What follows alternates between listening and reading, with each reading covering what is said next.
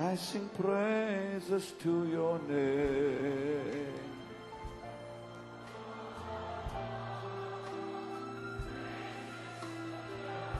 Your mighty name, O Lord, for your name is great and greatly to be praised. I sing praises to your name. Amen. God's people said, Amen. Praise God. Praise God. Magandang umaga po sa ating lahat na sumusubaybay po dito po sa ating live stream. Mula po Lunes hanggang Friday. Ngayon po ay Thursday. Friday na po ngayon. Bago po tayo magsimula ay gusto ko po kong batiin ang aking ma'am, si Ma'am Vicky Garcia Vargas na nasa Canada. Ma'am, good morning po at sa inyong husband, sa inyong family na ngayon po ay nanonood. Siya po yung aming advisor. Nung high school po kami sa Rizal High School, Pasig. At ang aking mga kaklase, nandiyan po sila, si Bubut, si Grace po na nasa San Pablo, si Josie na nandyan sa California, sa US, at si Ellie dito po, I think nasa US din ba siya?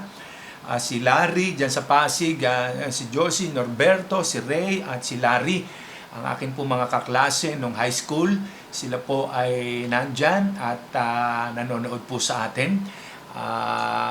Salamat po ma'am sa inyo pong pagwawad sa oras na ito at sa lahat po ng mga kapastora natin dyan po sa Mindoro, Reverend Ber Santos, Sister Annie, his wife, Pastor Jonah, Pastor Vicky, Pastor Evelyn, Pastor Merla ng Nauhan, at dyan sa Bako, sila Ate Gedi sa Kamansihan, na walang sawang patuloy na sumusubaybay sa ating pagbabahagi ng salita ng Diyos. At sa Paranaque, mga J. Blue family sa Paranaque, panguna ni Pastor Gab, at dito po sa Bacoor, ang ating mga kapatiran, at maging sa Pangasinan, at sa Luzon, Visayas, sa Mindanao, mga Christian groups, mga anak ng Diyos, at sa inyo po mga pamilya, ay kung nais nyo pong sila po'y maka-experience ng transformation, ng true regeneration of the Spirit, ay hayaan po ninyo na sila'y maimbitahan nyo po na makinig, because this is the time for them to hear the message of God, to experience the born again experience, at ipapaliwanag po natin ngayong umaga kung ano nga po ba yung spiritual regeneration or ang pagiging born again. So bago po tayo magsimula, tayo po muna ay manalangin. Ama naming Diyos na makapangyarihan sa lahat, marami pong salamat sa iyong pag-ibig na kami po ay pinili mo, tinawag mo upang makilala ka sa isang tama't Bibliang kaparaanan. Panginoon, sa oras na ito, narito po ang aming mga kababayan na nagbibigay oras, panahon upang pakinggan ang iyong salita, na nagbibigay ng pag-asa, nagbibigay ng bagong buhay sa tao na iyong nilikha na sinira ng kasalanan. Panginoon, pagpalain mo po ang iyong salita at ang iyong likod ay itago mo sa likod ng iyong krus. Ikaw, Panginoon, ang maitaas at maluwalhati. And Lord, i-bless mo ang iyong salita at ang bawat mga makikinig sa oras na ito. We ask your wisdom, we ask your anointing, we ask, Lord, your grace and favor. Thank you, Father. We honor you. In Jesus' mighty name, this we pray. Amen. Amen. Yan. So, sa oras na ito, mga minamahal na magulang kapatid, ay nais ko pong ibahagi sa inyo, and the Holy Spirit leads me to share this Word of God to you, upang patuloy po nating maunawaan kung ano nga po ba ang maging isang tunay na anak ng Diyos at magkaroon ng pagkakilala sa Panginoon. Dahil nga maraming tao sinasabi naman, kilala ko naman ang Diyos. Ako naman ay nagdarasal. Tama naman po yun. At tayo mga Pilipino, halos lahat tayo ipinanganak na makadiyos at tayo ay lumaki ng napalaki ng ating mga magulang na tayo ay nasa isang reliyon. Iba't iba ang reliyon. May Sabadista, may Mormon, may Iglesia, may Baptist, may Pentecostal, may Christian, may Methodist, may Evangelical, iba't iba po. At tayo po ay Catholic. Ayan, ano po. So, ngayon po umaga na ito ay gusto ko pong i-share sa atin, and the Holy Spirit leads me to share these things to you sa John chapter 3, verses 1 to 7. Ayan, John chapter 3, verses 1 to 7. Pakinggan po ninyo. Sabi po rito, there was a man of the Pharisees named Nicodemus, a ruler of the Jews. The same came to Jesus by night and said unto him, Rabbi, we know that thou art a teacher come from God, for no man can do these miracles that thou doest, except God be with him. Jesus answered and said unto him, Verily, verily, I say unto you, except a man be born again, he cannot see the kingdom of God. Yun po ang sagot ni Jesus doon sa isang pare na ang pangalan ay Nicodemo. Nicodemus said unto him, How can a man be born when he is old? Paano ipapanganak na muli ang isang tao kung matanda na siya? No? Can he enter the second time into his mother's womb and be born? Verse 5, Jesus answered, Verily, verily, I say unto thee, except a man be born of water and of the Spirit, he cannot enter the kingdom of God. That which is born of the flesh is flesh. Ang ipinanganak sa laman ay laman. And that which is born of the Spirit is Spirit. Ang ipinanganak sa Espiritu ay Espiritu. Marvel na that I said unto thee, you must be born again. Ang salita pong ito na born again ay nagmula po sa bibig mismo ng ating Panginoong Hesus. No? Marami nagtatanong, born again na pala si ganito. Born again na pala si Duno, si Leonardo Bedanya Jr. Siya pala ay pastor na. Si ganito ay born again na. No? Marami nagtatanong, nagtataka, ano ba yung born again? Gusto ko po ito ipaliwanag sa ating lahat. So dito muna po, ayon sa binasa natin, meron daw isang pare o pariseyo na ang pangalan Nicodemus, a ruler of the Jews. No? Ito pong si Nicodemo during that time, no? He is the ruler of the Jews, well-known person during that time. Katulad po ng mga priest sa panahon natin, ng mga pare, may mga paring kilala, sikat, kagaya nung si Priest Tagle, no? Sino pa ba? Ayan, si dating Cardinal Sin, no? Yung mga pare na kilala sa Pilipinas, sa iba-ibang bansa. So katulad po ni Nicodemus, siya po isang priest during the time ng ang Panginoong Sus ay narito sa lupa. Siya rin po daw ay ruler, no? Tagapanguna. Meron siyang authority, kilala siya sa lipo ng kinagagalawan niya. At isang gabi raw, lumapit siya kay Jesus, no? Ito pong si Nicodemo, he knows the Bible, he knows the Word of God. Marami po siyang alam sa batas, sa kautusan ni Moses nung panahon na yun. At marami siyang alam na salita ng Panginoon. Isang gabi, lumapit siya kay Jesus at ang sabi niya, We know that thou art a teacher. Alam namin kayo isang guro na mula sa Diyos. Sabi niya, come from God. For no man can do these miracles. Walang tao makagagawa ng mga himalang ito, no? Malibang ang Diyos ay sumasa kanya. Ayan, sabi niya. Sumagot ngayon si Jesus sa John chapter 3 verse 3. Jesus answered and said unto him, Verily, verily, I say unto you, katotohanang sinasabi ko sa iyo, no? Pinagdidiinan ng Panginoong Sus, katotohanan, verily, verily, I say unto you, except a man be born again, he cannot see the kingdom of God. Sabi ng Panginoong Sus sa kanya, doon sa pare ng pangalan ni Nicodemo, katotohanan sinasabi ko sa iyo, malibang ipanganak na muli ang isang tao, hindi niya makikita ang kaharian ng Diyos. He cannot see the kingdom of God. Sumagot po si Nicodemo, yung pare.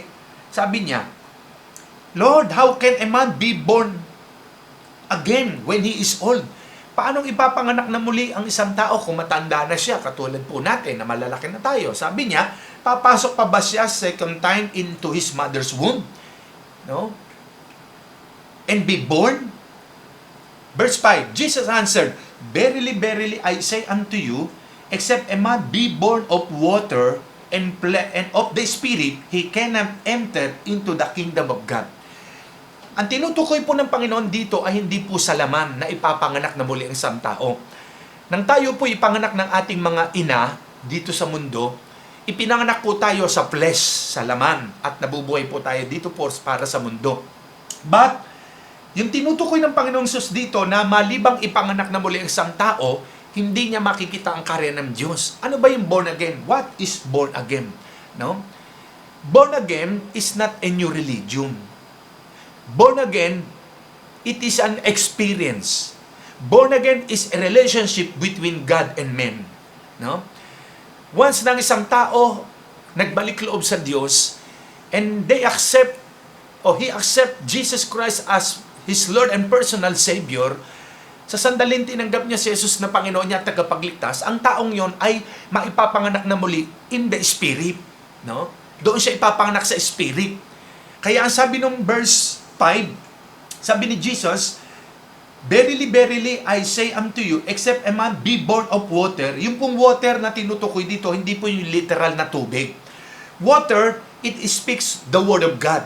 Ang salita po ng Diyos ay itinulad po yan sa water. Na ang water, pag tayo po'y naliligo everyday, 2 times a day, lalo ngayon tag-inip, nalilinis yung katawang panlabas natin. Nagkakaroon tayo ng kaginawahan, preskong pakiramdam, kasi nalinis yung anyong panlabas dahil nga pag hindi ka naligo, kinakapitan tayo ng germs, ng dumi, ng virus sa katawan. Ayaw natin madumihan. So, naliligo tayo ng water para maalis yung dumi. No? Ngayon, yung spirit po natin, sa sandaling ang Word of God ay pinapakinggan natin sa isang mangangaral, binabasa natin ito, yung kalooban natin nalilinis ng salita ng Diyos na itinulad sa tubig. Nahuhugasan nito yung puso ng tao na kung marumi yung kalooban niya, nalilinis po ng salita ng Diyos. Kaya sabi ron, except a man be born of water, ng Word of God, and of the Spirit, which is the Holy Spirit, he cannot enter the kingdom of God. Minsan may isang nanay, tinanong nung isang pastor, sabi nung pastor, Nay, naniniwala ka ba sa ating Panginoon? Ay, oo naman anak, naniniwala ako sa ating Panginoong Diyos na lumikha sa atin. Naniniwala naman po ba kayo sa Bible? Ay, oo, may Bible nga ako sa bahay. Naniniwala po ba kayo na may langit at kaharian ng Diyos? Ay, oo naman. Gusto niyo po bang pumasok sa kaharian ng Diyos? Dahil naniniwala kayo sa Panginoong Hesus at naniniwala kayo sa salita ng Diyos sa Bible. Ay, oo. Kung gusto niyo makapasok sa kaharian ng Diyos sa langit, simple lamang ang dapat niyong gawin. Lumapit kayo sa Panginoong Hesus, papasukin niya sa puso niyo siya, tanggapin niyo siya bilang Panginoon, tagapagligtas. Ganun ba? O sige, kasi ang sabi nga po ng verse 3, sabi ni Jesus, nung tinanong siya ni Nicodemo, hindi siya makakagawa ng himala kung hindi sumasa kanya ang Diyos. Kaya sinabi ni Jesus sa verse 3, verily, verily, I say unto you, except a man be born again, he cannot see. So una, a person cannot see the kingdom of God if he is not born again. Sabi ko sa inyo kanina, ang pagiging born again ay hindi isang reliyon, hindi isang sekta, kundi isang relasyon sa Diyos. Isang spiritual na karanasan. Na once ng isang tao tinanggap niya si Jesus bilang Panginoon tagapagligtas, on that very moment, ang taong yon, anuman ang kanyang reliyon, anuman ang kanyang denominasyon, hindi yun ang tinatanong ng Panginoon. Na kapag ang isang tao tinanggap niya si Jesus as Lord and Savior, ipapanganak ang taong yon in the Spirit. Doon siya nagkakaroon ng spiritual regeneration, spiritual renewal. Ayan. Kaya nga, katulad ko po, no? Ako ay tayo po mga Katoliko, no? Maganda na tayo ay Katoliko na born again pa. Dahil ang sabi ni Jesus, kailangang ipanganak na muli ang isang tao dahil pag hindi siya ipinanganak na muli, hindi niya raw makikita ang karya ng Diyos. He cannot see. So kaya ang isang tao kung gusto niyang makita ang kingdom of God, ang karya ng Diyos, gusto ng isang tao makapasok sa karya ng Diyos sa langit, kailangan siyang ipanganak na muli in the Spirit. Ayan. Yun yung born again. So, ang born again ay mismo ang Panginoong Sus ang nagsalita na kailangan ng tao ipanganak na muli. Nagtanong uli nga si Nicodemo, sabi niya, Panginoon, paano bang ipapanganak na muli isang tao kung matanda na siya? Papasok pa ba siya sa tiyan ng kanyang ina para ipanganak uli? Hindi yun ang ibig sabihin ng Panginoon. Sabi ni Jesus, verily, verily, I say unto you, except a man be born of water and of the Spirit. Kanina, he cannot see the kingdom of God. Ngayon, he cannot enter. Hindi niya makikita ang karan ng Diyos, hindi rin siya makakapasok. No? Kapag hindi siya ipinanganak na muli. That which is the born of the flesh is flesh. Ang ipinanganak sa laman ay laman, at ang ipinanganak sa espiritu ay espiritu. Marvel not, verse 7, marvel not that I say unto you. Huwag kayong magtaka sa sinabi ko sa inyo, sabi ni Jesus, you must be born again. Ayan. Kailangan ikaw ay ipanganak na muli. Ako ay kailangan ipanganak na muli. Not in the flesh, but in the spirit. Ayan. So, maliwanag po na kailangan ng tao, sabi ni Jesus, kailangan ng tao ipanganak na muli. In the spirit. Bakit tayo kailangan ipanganak na muli?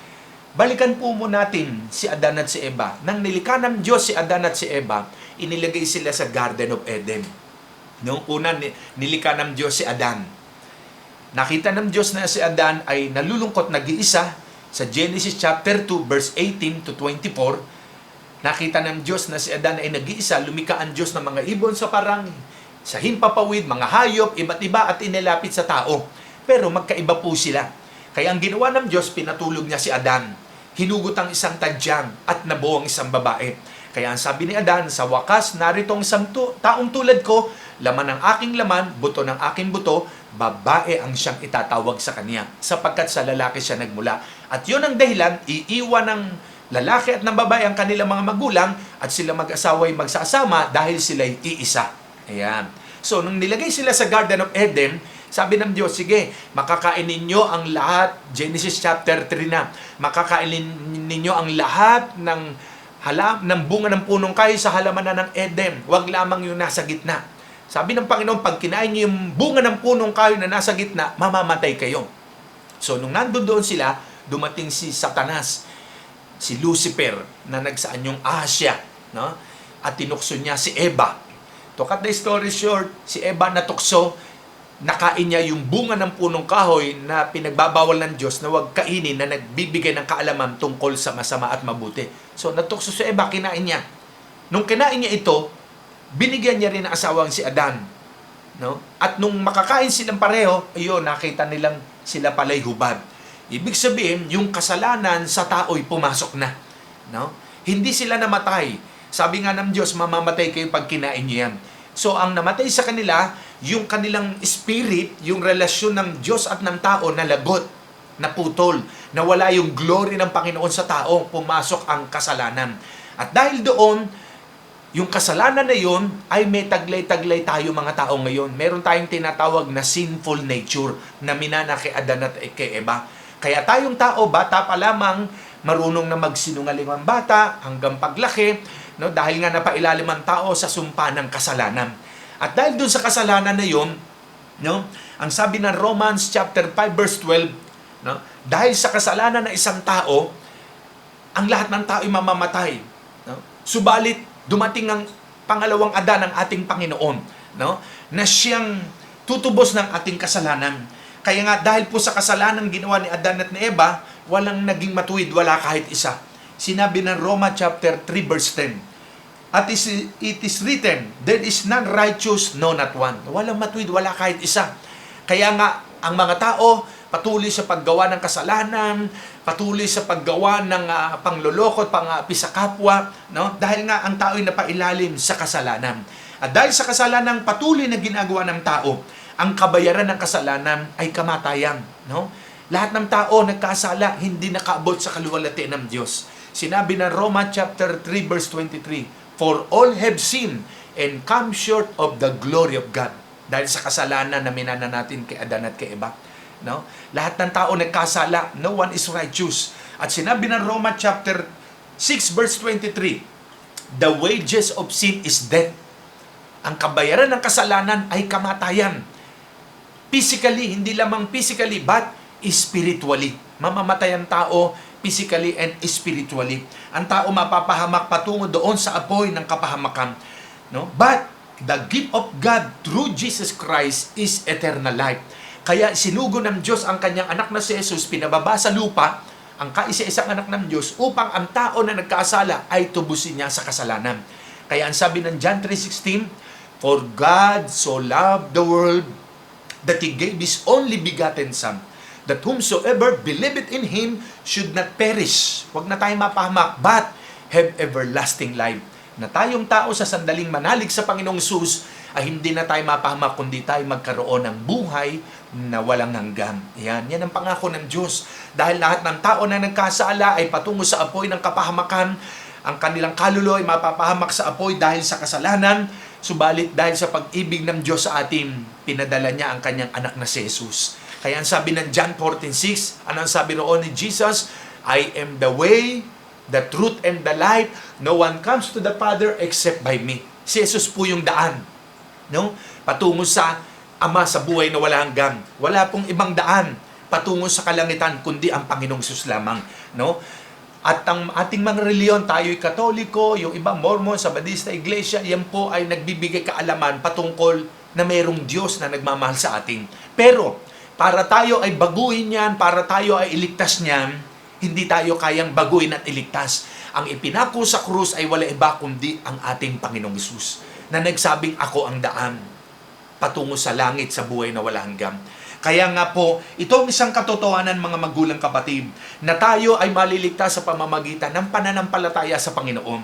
Kaya ang sabi ng John 1:12, sabi rito, "But as many as received Him, to them gave the power to become the sons of God, even to them that believe in His name." No? Ang bawat tumatanggap daw sa Kanya ay binibigyan ng kapangyarihan, ng karapatang maging anak ng Diyos. Alalaong bagay ang mga nanalig sa Kanya. Kaya ang isang taong nananalig sa Panginoon, na nag-alay ng buhay sa Kanya, tinanggap si Jesus bilang Panginoon tagapagligtas, matatanggap niya ang bagong buhay. Kaya nga po, ako na dati rin nalulun sa bisyo, sa marijuana, sa alak, sa sugal, no? Sa marami pang bisyo, ay hindi ako nagbago kahit nung panahon ng high school ako, no? Nagsisimba naman ako tuwing linggo, pero minsan magmamariwana kami, nando kami sa gilid na simbahan, tapos magdarasal, pagkatapos inuman sa gabi, araw-araw, kasama ko yung mga barkada ko sa Santo Tomas, doon sa aming barangay sa Pasig. Ganun ang buhay namin, pero maka-Diyos kami at sumisimba naman paglinggo. Kaya nga doon ko, nung matanggap ko si Jesus na Panginoon tagapagligtas, at ang Espiritu ng Diyos ay manahan sa akin, nagkaroon sa buhay ko ng spiritual renewal, spiritual regeneration, nabuksan ang aking isipan at puso, nagbasa ako ng salita ng Diyos, dumalo ako sa mga Bible study at nakinig sa isang mangangaral ng salita ng Diyos. Ayun, tuloy-tuloy doon ko naranasan ang pagbabagong ginawa ng Diyos. Maaring kayo po, mga kapatid, mga magulang, maaring nagtataka kayo dahil ang inyong mother, ang inyong kapatid, ang inyong mahal sa buhay ay sinasabing Christian siya o born again. Ang pagiging born again, gusto natin ulitin, ito po isang relasyon sa Diyos. Hindi ito isang reliyon o sekta. It is a relationship between God and man. It is an experience. It is a spiritual regeneration. Kaya nga, maraming tao, maka-Diyos, tama naman, sumisimba, pero kaya lang paglabas ng simbahan, kung pumasok sa simbahan na magnanakaw, korap, mandarambong, mandaraya, sugarol, babaero, paglabas niya doon, ganun pa rin yun. No? Kaya nga maraming wasak ang buhay, reliyoso, maka-Diyos, pero tingnan mo, no? Ganun pa rin ang buhay, hindi nagbabago. Sugarol, paglabas ng pagsimba niya, magnanakaw pa rin, korap, no? Nandun sa pagsusugal, nandun sa pagdadrugs, nandun sa pagsasyabu, no? Sino ba yung mga nahuhuling nagdadrugs na yan, mga nagsasyabu? Yung mga gumagawa ng kasamaan sa ating bansa. Yan ay may mga reliyon, no? Yung mga politiko natin na sinasabing korap, no? Yung mga leader ng bansa na mga sinasabit kilalang korap na tao. Yan ay may reliyon, pero tingnan natin ang puso't buhay, no? Andun ang pagnanakaw sa bayan, sa kabangyaman ng bayan. Ngayon lamang sa panahon na ito, sinasabi ng ating Pangulo na ibigay nyo yung 200 billion na yan sa mga tao, no? Kung tutusin yung 200 billion pesos ay sobra-sobra pa, no? Sa 110 million Filipino people, kung ipamamahagi sa 5,000 na lang bawat isa, no? Sobra-sobra pa po ng halos 50 billion ang matitira, no? Kaya sabi ng Pangulo, ipamahagi. At kung minsan may mga kagawad, barangay captain, nababalita sa TV, gumagawa ng mga paraan para dayain at bawasan yung mga dapat ibigay sa mahihirap, no? Bakit nagagawa nila ito? Maka-Diyos yun, no? Yun ni maaring palasing ba? Pero tingnan niyo ang puso at buhay, no? Corrupt na tao, no? Sino ba yung mga may mga binabalita minsan, no? Sino ba yung mga leader sa ating nasa Senado, nasa Kongreso, 'di ba? Yan daw yung mga tapos tapos ng kolehiyo. Yan ay mga summa cum laude, mga cum laude, matatalinong tao, religyoso, pero corrupt. Bakit? Kasi hindi nagbago ang puso, hindi na-transform, hindi nagkaroon ng spiritual regeneration. Kaya mabuti po na lang at meron tayo diyang Christian sa Senado, si Brother Manny Pacquiao. Yan ay Christian na tumanggap na kay Lord, na transform na ang buhay, galing sa talagang mahirap na buhay. Pero ngayon, naging bilyonaryo. Kaya nga, alam niya yung katotohanan, no? Na kailangan talaga para maging tapat at totoo ang isang leader ng bansa, ng bayan, ay kailangan magkaroon ng spiritual transformation, spiritual regeneration. Kailangan siya ipanganak na muli sa spirit at totoong matransform ang kanyang isipan at puso. Kagaya ng pinag-aralan natin kahapon, no? Kailangan ng tao'y anong isang araw, kailangan ng tao'y matransform, no? Nung Wednesday, kailangan matransform, ma-renew ang mind niya, ang puso niya ng salita ng Diyos. Dahil hanggat hindi nagkakaroon ng spiritual regeneration and renewal of the spirit, ang buhay ng tao, mananatili iyang corrupt habang panahon, no? Mananatili iyang magnanakaw habang panahon. Tanging ang Diyos lamang ang pwedeng magbago sa buhay ng tao. Hindi natin kayang baguhin ang sarili natin. Talagang ang tao, likas sa tao ang kasalanan, likas sa tao ang mandarambong, no? Kaya nga po mga kapatid, mga magulang, sabi ni Jesus doon sa priest na si Nicodemo, you must be born again. John chapter 3 verse 7. Kailangan kang ipanganak na muli dahil lahat ng tao nagkasala, no? At we cannot change our lives, no? Kailangan nating manalig sa Panginoon dahil ang tao ay tunay na masasave through faith in Jesus Christ. Sabi ng Ephesians chapter 2 verse 8 and 9. For by grace ye have been saved. No? Sabi nito, dahil sa biyaya ng Diyos, tayo daw ay naligtas sa pamamagitan ng pananampalataya. And that not of yourselves, hindi ito sa ating galing. It is the gift of God. Ito'y regalo ng Diyos, kaloob ng Diyos, yung kaligtasan. Not of works, hindi rin daw sa ating mga gawa. Lest any man should boast, kaya walang dapat ipagmalaki ang sino man. So walang makakapagmalaki sa Diyos. Dahil ang tao naligtas, dahil lamang niya sa biyaya ng Diyos. Through faith, sa pamamagitan ng pananampalataya sa Kanya. No? Hindi galing sa atin yung kaligtasan.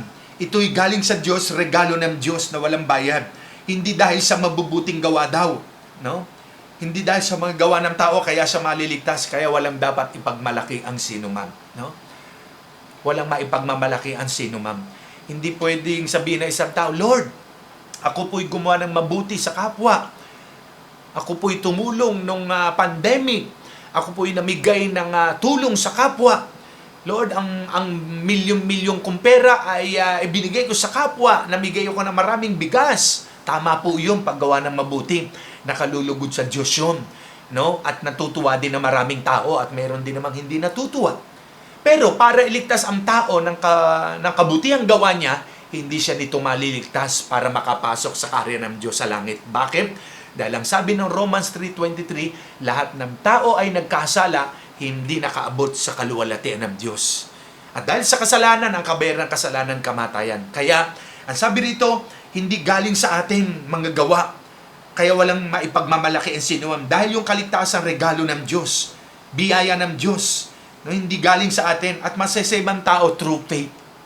Kaya nga, ulitin natin yung paggawa. Kami po, no, ang mga Christian, ang mga born-again Christian, hindi gumagawa ng mabuti para maligtas. Gumagawa ng mabuti dahil yun na nakalulugod sa Diyos. Kasunod yun Dahil nga saved na through faith, at dahil sa pananampalataya sa Panginoong Hesus, na save ang mga mananampalataya kasunod no ng paggawa ng mabuti. No? Hindi katulad na iba, gagawa lang ng mabuti dahil wala namang faith, matapos gumawa ng mabuti, balik sa kasalanan, balik doon sa masamang gawain, no? Balik sa bisyo, balik sa masama at kasalanan ginagawa, pero gumagawa yun ng mabuti. No? Ang sabi ng salita ng Diyos, hindi maliligtas ang tao ng paggawa ng mabuti. No? Kasunod lamang ang paggawa ng mabuti through faith sa ating Panginoon. Kaya ang isang tao na tumanggap na kay Jesus bilang Panginoon tagapagligtas, no? Doon lamang magkakaroon ng true transformation sa puso at buong buhay niya.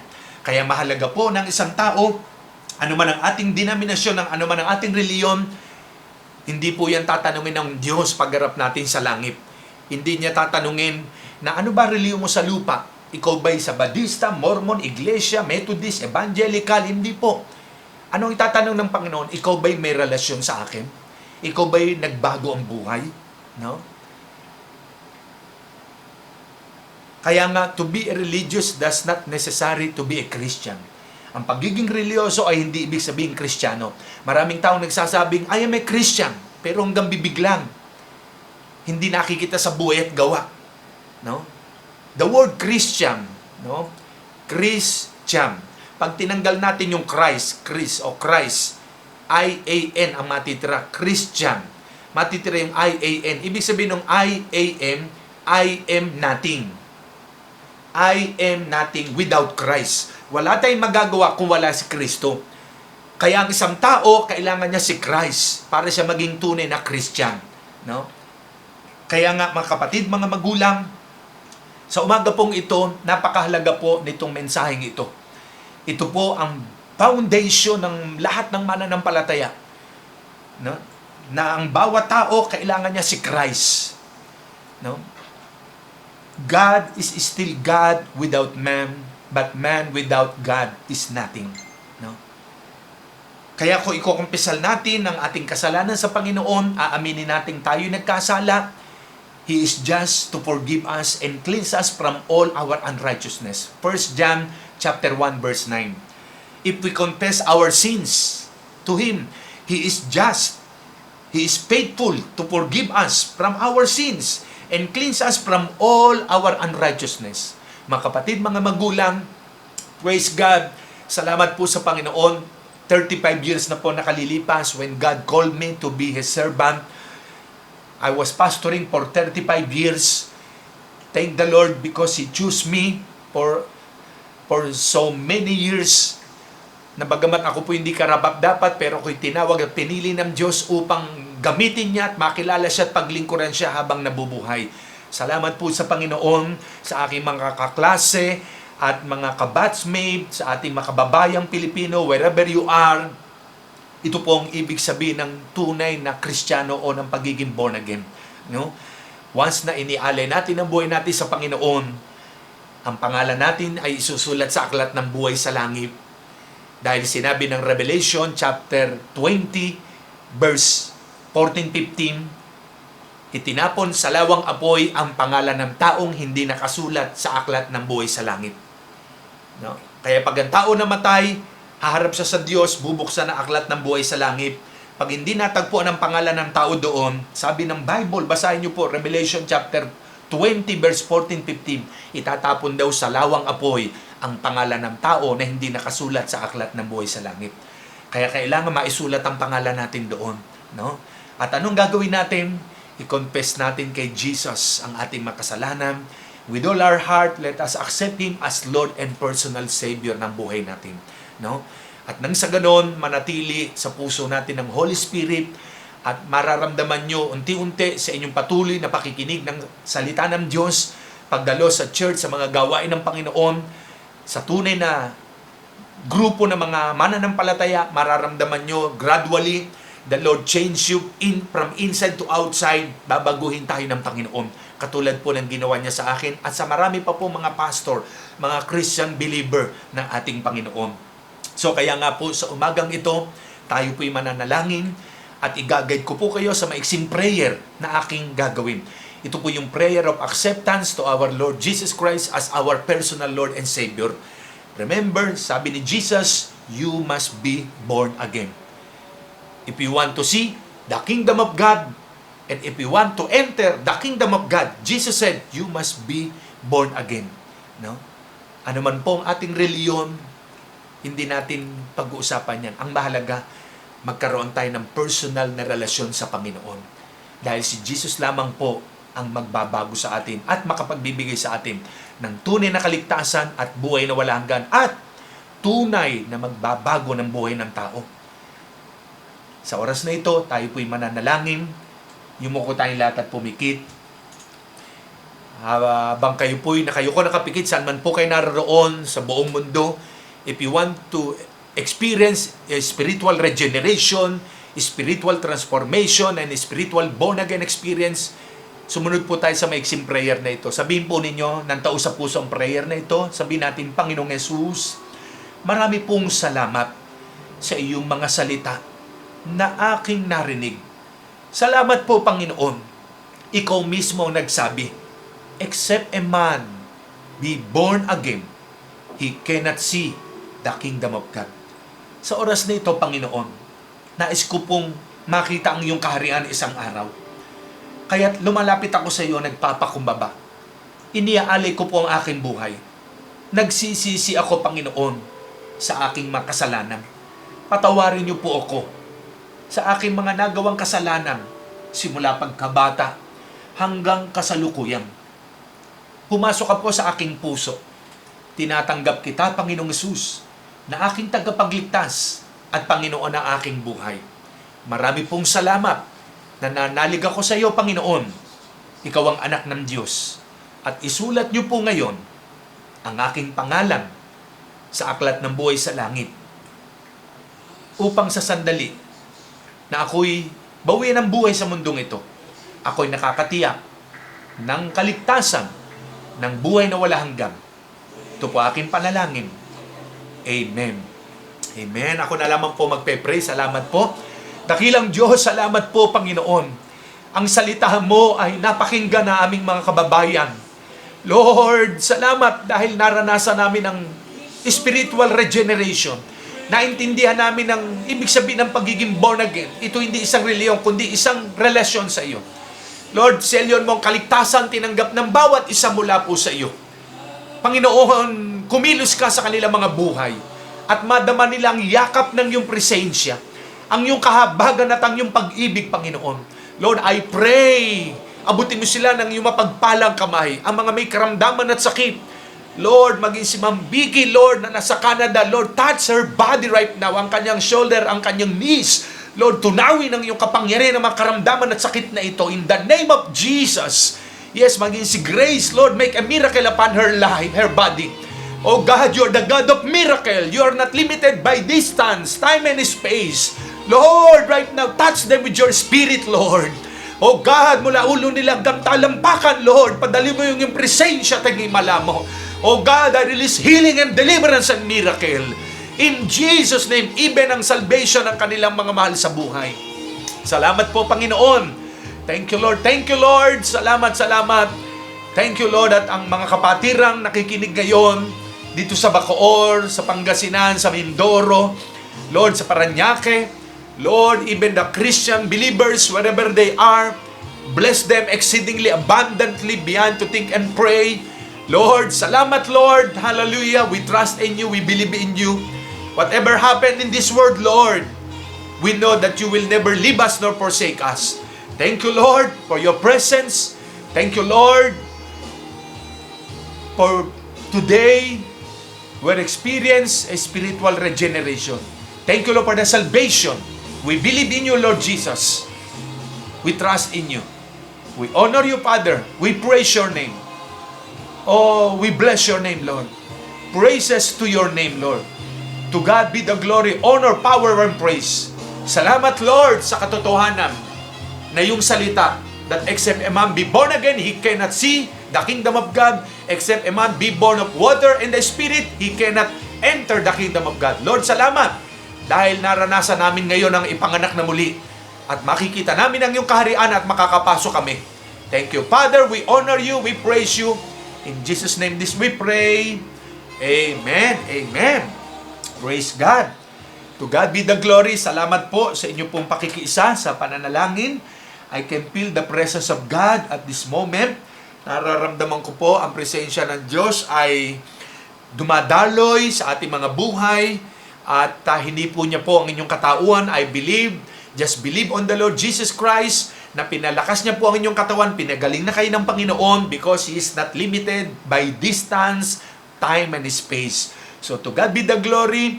At mamaya po, meron po kaming every Friday na soaking in the Spirit, praise and worship, at hindi po tayo mihinto ng papuri at pagsamba sa Panginoon because this is number one, kung meron mang top 5 kay Lord na dapat gampanan ng tao habang nabubuhay, ay isa ito ang praise and worship sa Kanya. No? Mamaya pong gabi alas 7 at magbukas po uli kayo because God inhabits the praises of His people at sama-sama po tayong patuloy na pupurihin, sasambahin ng Panginoon. So, to God be the glory, pagpalain tayong lahat ng Panginoon at mamaya pong gabi alas 7 at maging sa Sunday ay advance Mother's Day po, Ma'am Vicky, sa mga mother, kay Grace, kay Ellie, kay Rosalinda, kay Josie, sa ating mga mother dyan, no? Sa aking kapatid, si Ate G sa Norfolk, Virginia. Happy Mother's Day kay Ate Glo, kay Sylvia, no? Sa lahat ng J Blue family, Happy Mother's Day sa inyo. At sa Sunday, ito po ang ating topic about mothers sapagkat ipagdaraos natin, pagdiriwang ang Mother's Day po natin. So, God bless you all. God bless the Philippines. Amen. Amen.